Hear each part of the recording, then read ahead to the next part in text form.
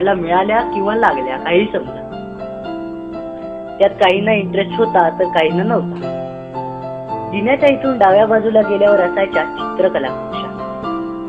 बऱ्याच जणांसाठी तिथे करायला मिळणारं काम म्हणजे एन्जॉयमेंट असायची, तर काहींसाठी मात्र आईला दरवेळेला हे मलाच का करावं लागतं अशी शिक्षाही होती तिथे.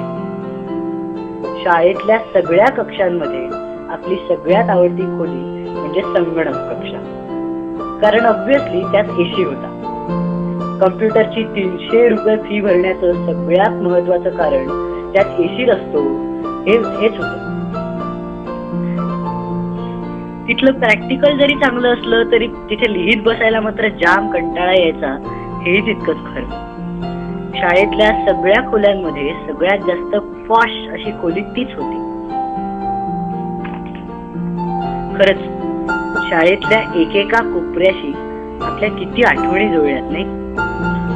खरंच शाळेने आम्हाला स्वतःची ओळख शोधायला शिकवलं. घराच्या 4 भिंतींच्या बाहेरचं स्वतःच असं एक विश्व दिलं. अनेक प्रसंगी मित्राच्या खांद्यावर असणाऱ्या हातात एक प्रकारचं बळ दिलं.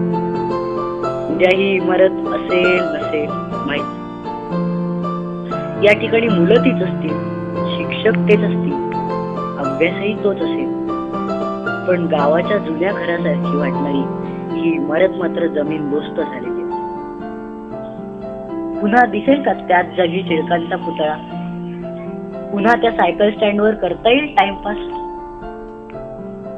1921 पासून या इमारतीत शिकलेले काही विद्यार्थी आज असतीलही, पण ते विद्यार्थी ज्या इमारतीत शिकले ती इमारत असेल ज्या इमारतीत आपण खेळलो, लहानाचे मोठे झालो, त्याच इमारतीला आता कायमचा निरोप द्यावा लागणार.